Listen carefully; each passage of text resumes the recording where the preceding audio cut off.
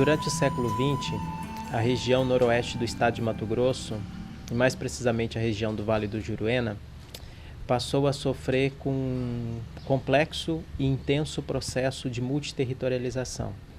No início do século, com a implantação das linhas telegráficas e o contato da Comissão Rondon com algumas populações indígenas.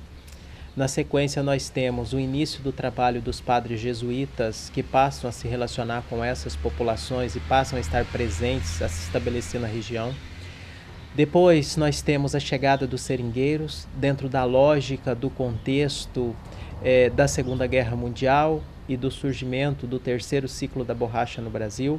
A gente pegar, por exemplo, no que se refere à ocupação desse território mesmo aqui em Mato Grosso, desde as primeiras bandeiras, nós iremos observar que houve uma apropriação dessas terras por conta dos bandeirantes e esses povos, apesar de tudo, resistiram e certamente foram os maiores prejudicados. Quando se fala nessa proximidade, significa a intervenção direta no nosso convívio social, né, na mudança da nossa organização social, o nosso meio de autossubsistência, a manutenção da identidade cultural, que é aspecto tradicional.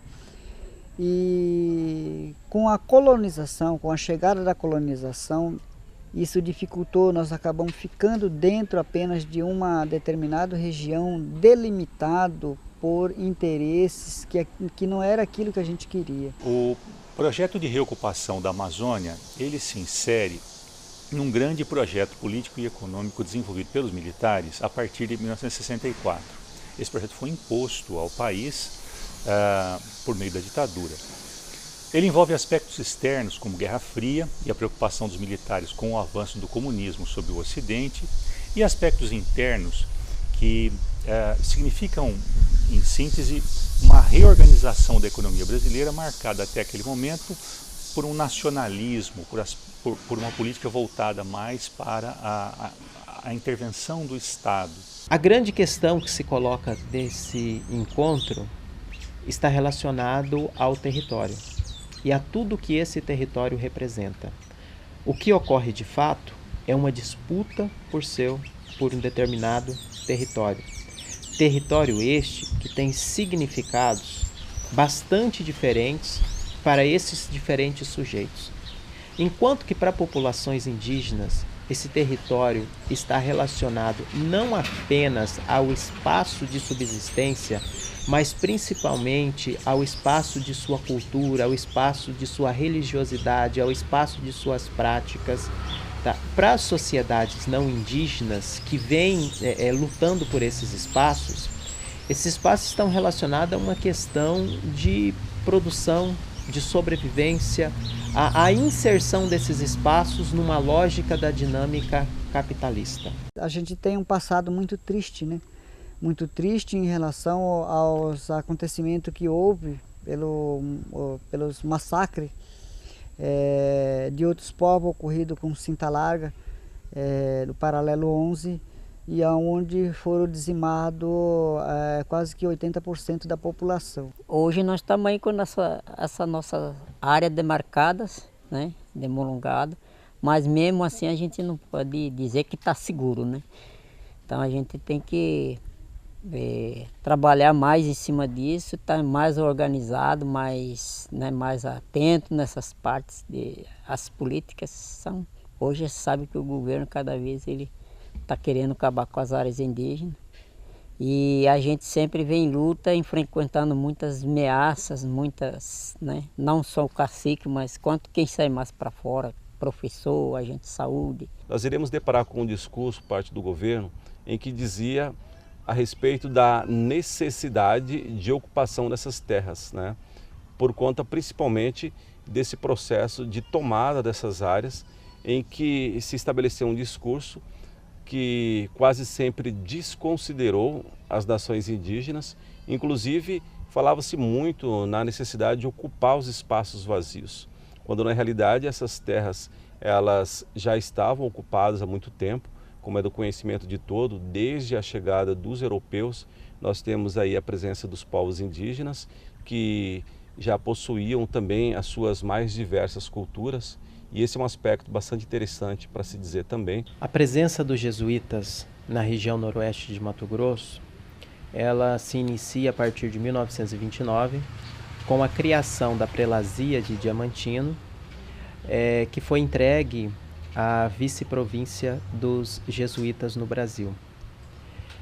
Os jesuítas receberam também a missão de estar atuando junto às populações indígenas de uma imensa área que ia do Vale do Rio Xingu, nas proximidades da região do Araguaia de Mato Grosso, até o Vale do Rio Juruena, no noroeste de Mato Grosso, passando inclusive pelo Vale do Rio Telespires, localizado entre o Rio Juruena e o Rio Xingu.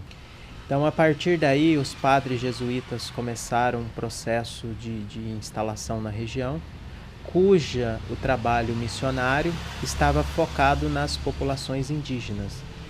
De maneira muito especial, um trabalho de catequização dessas populações indígenas. Diante dos conflitos, diante desse processo de chegada de seringueiros e demais trabalhadores na região, as mortes entre as populações indígenas passaram a ser extremamente frequentes. Esse processo gerou um número significativo de órfãos nessas aldeias indígenas, inclusive entre os povos oriquibaxas. Então, os padres jesuítas recolhiam essas crianças órfãos das diversas idades, inclusive crianças recém-nascidas, e levavam para o internato de Tiraiti.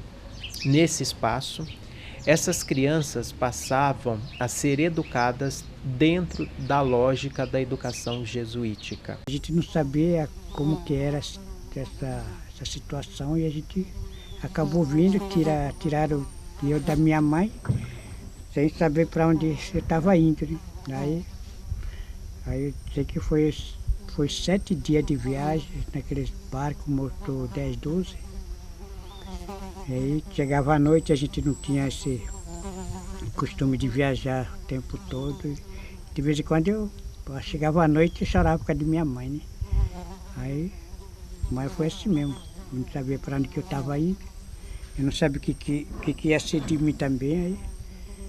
Aí eu até, depois de 7 dias, chegamos ao hospital do Tiraiti. Eu não sabia se eu ia para o Tiraiti, porque nós viemos lá do Aripuanã, né? Morava no Aripuanã. Aí quando nós viemos, com meu pai de criação, minha mãe de criação, eu não conheço minha mãe não. Eu conheço só meu pai e minha irmã. Meu irmão também não conhece não. Aí os outros criaram eu, né? Eu criei na mão dos outros. Aí no fim nós viemos no escondido. Já tinha gente branca, aquela, o nome dela era Sheila. Ela falava para nós, não precisa ficar com medo de nós não. Não precisa ficar com medo de nós nós vamos cuidar de vocês. Ela falava, né? Nós não conhecia branco. Aí eles faziam comida, arroz, fritavam peixe. Nós não comia não. Nós comia só nossas comidas mesmo. Acho que foi em 63 que meu pai visitou o internato lá do Tiraiti. Eu me lembro que chorava muito, a garrafa nele não queria largar dele, né? Foi assim, mas foi uma lembrança muito vaga que eu tinha daquele período, né? Que eu ainda guardo na memória.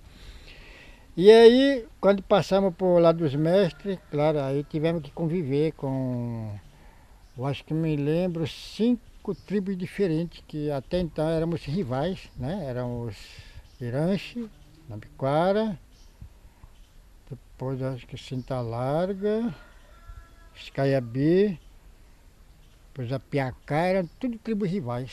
Então se imagina como que era difícil nós sendo educados naquele ambiente. Eu tinha muito colar e a irmã falou assim, você não vai usar esse daqui não, ela falou. Esse daqui, você não vai usar esse daqui não, você tem que tirar colar e jogar, ela falou. Eu falei para ela, não quero jogar meu colar não. Aí ele tirou meu colar do meu pescoço e ela, não sei onde que ela deixou. Acho que elas jogaram. Até então a gente vivia aquele regime de aculturação. Nós não era considerado assim como... Achava que o modelo mesmo que servia é aquele modelo europeu. Todo mundo tinha que ser batizado, tinha que ser cristão, e todo mundo para ir para o céu tinha que fazer sacrifício. Você sabe que a estrutura da igreja na época era dessa forma. E assim foi, até os 16 anos, né, que eu estive lá no internato. Nós não sabíamos falar idioma. Nós não sabíamos nem falar em português, nadinha. Aí eles falavam, você tem que aprender, senão você vai apanhar, eles falavam para nós. Na verdade, o que ocorre é que você, ao inserir alguém com uma cultura completamente diferente, que vive numa lógica diferente, dentro de uma lógica de uma educação jesuítica, com uma rígida disciplina, você está promovendo uma grande contradição cultural dentro desse espaço. A evolução da sociedade não indígena, ela é muito mais rápida do que aquilo que a gente imagina. Então, acabam chegando na nossa comunidade, muitas vezes, aquilo que nós não precisamos. E para manter a cultura, nós devemos começar a trabalhar desde pequeno na comunidade. E não é fácil a gente segurar a essa evolução e essa integração social. É complicado viver numa sociedade assim, numa cultura diferente, sendo orientado por pessoas de outra cultura, né? E aí muita coisa era imposto a nós. E muitas dessas histórias são muito tristes. O que eu quero lembrar neste momento e que ficasse registrado é que a nossa luta agora em relação para defender esse restinho de terra que ainda sobra e pedir à sociedade nacional e principalmente os governantes que são os legislativos onde fazem lei, que ajude a gente a defender a nossa terra, que ajude a gente a cuidar desse pouquinho de história que ainda sobra. Nós percebemos que as leis são contraditórias. O mesmo governo que faz lei para proteger, ele faz lei para destruir. E que os nossos interesses não são respeitados. E eu acho que trabalhos aí realizados por muitos pesquisadores, historiadores em especial, têm contribuído para poder trazer aí aspectos importantes desses povos, dessas culturas, que certamente não podem se perder e que é possível a partir de estudos, de projetos, que certamente contribuem diretamente até mesmo para com que esses povos tenham aí a manutenção da sua própria cultura, memória, aspecto fundamental para a existência de qualquer povo. As pressões sobre esses territórios riquibatzas, assim como os Cintalargas, assim como os territórios dos Enauês também, ampliaram-se bastante a partir da definição do governo do estado de promover a colonização da região noroeste através da doação de uma área de 2 milhões de hectares para a Codemate no ano de 1972, através da Lei 3.307. A partir da doação dessa área de terras para a Codemate, foi definido por volta do ano de 1976 para ser mais preciso, a criação do projeto Juína, que tratava-se da construção de uma cidade e uma região localizada no noroeste, que ficasse situada entre o município de Vilhena, no extremo sul de Rondônia, e o município de Aripuanã, no extremo noroeste do estado de Mato Grosso. Parte dessa política de integração nacional pensada pelos militares envolveu grandes obras de infraestrutura, entre elas a abertura de rodovias, especialmente para o caso do Mato Grosso, a 364 e a 163. Se vocês observarem bem, o noroeste do estado de Mato Grosso, onde está o povo riquibatza, ficou isolado em relação à área de influência dessas duas rodovias.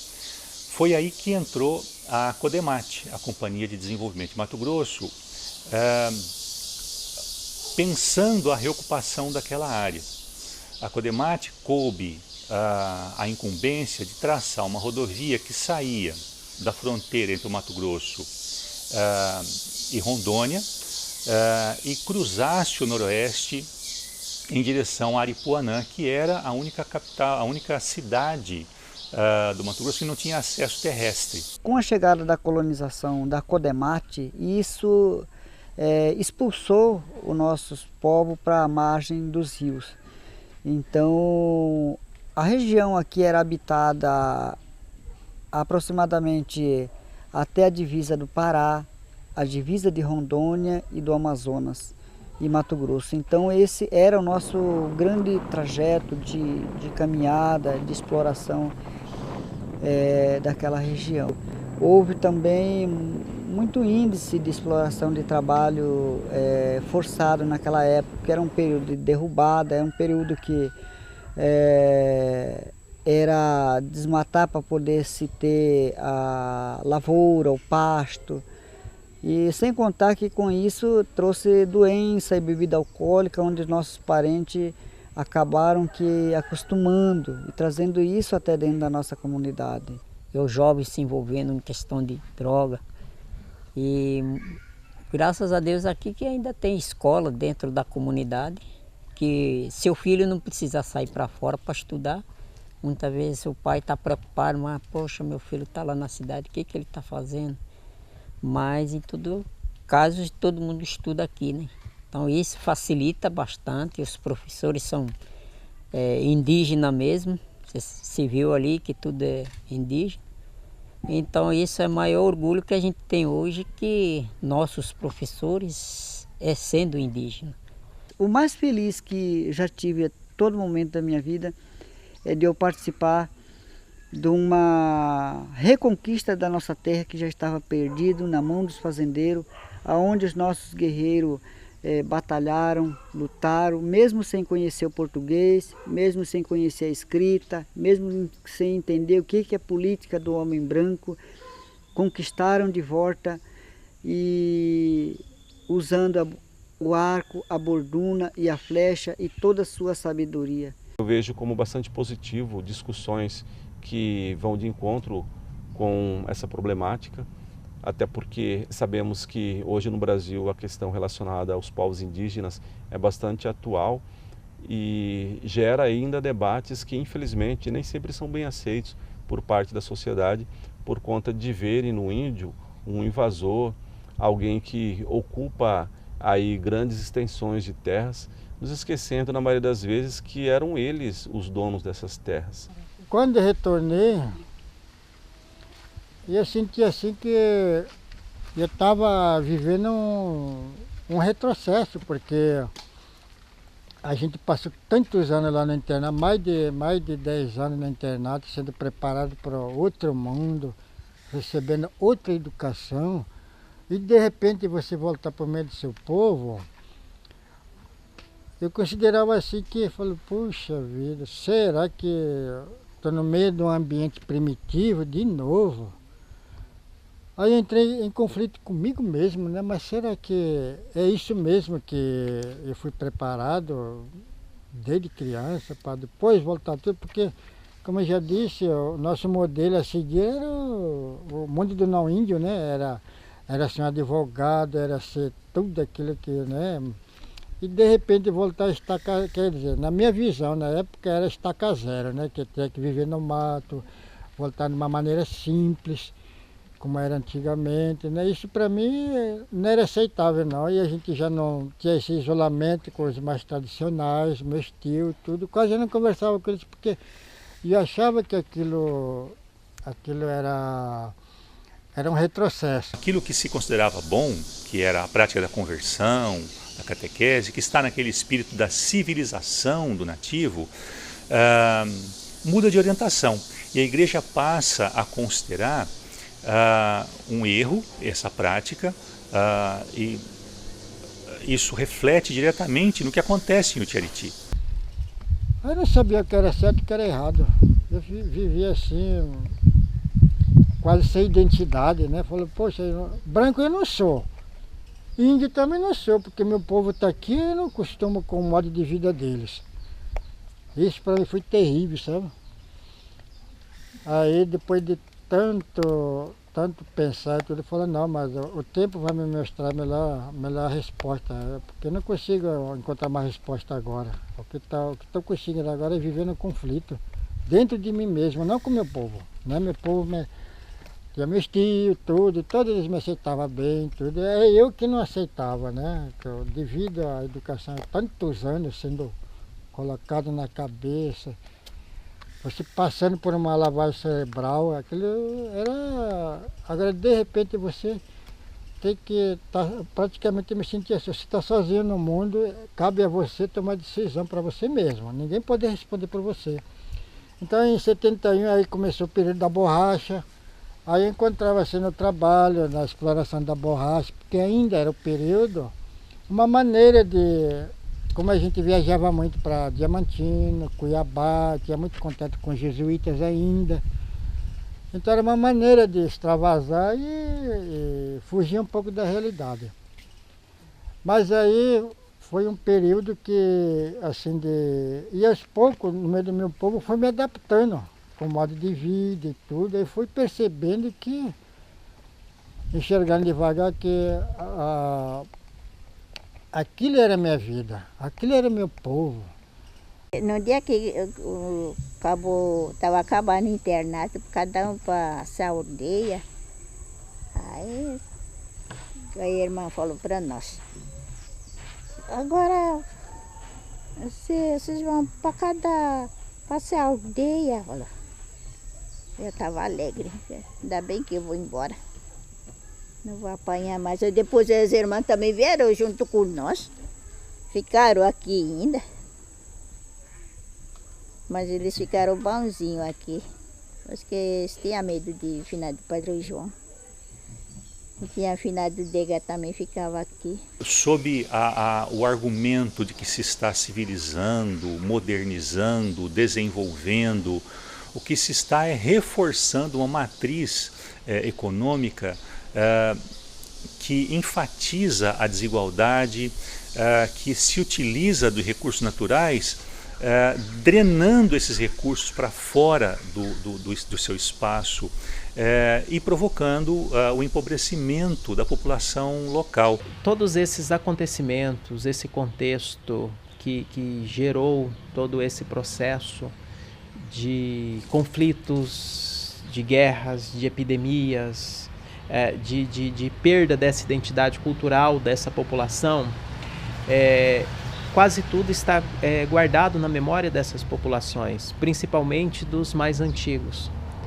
Então, convencê-los a compartilhar conosco, para que nós, na condição de historiadores, possamos transformar essas memórias em história, é um desafio que nós temos que enfrentar, sempre com muita determinação e sempre com muito cuidado também, para não desvirtuarmos, tá, aquilo que está guardado em suas memórias, ao transformarmos isso em história.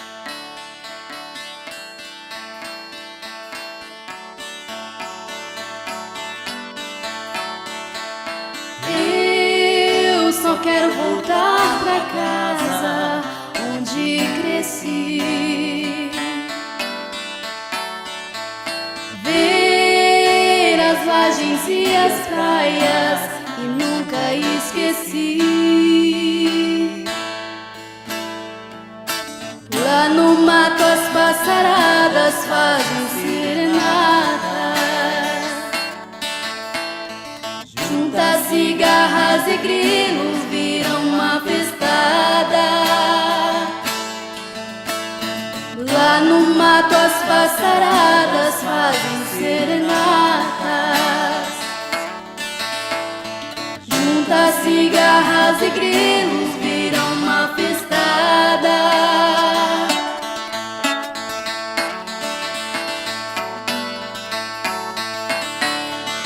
Nanauera, uera, nananauera, nanauera. na na wira wira, na na na na wira.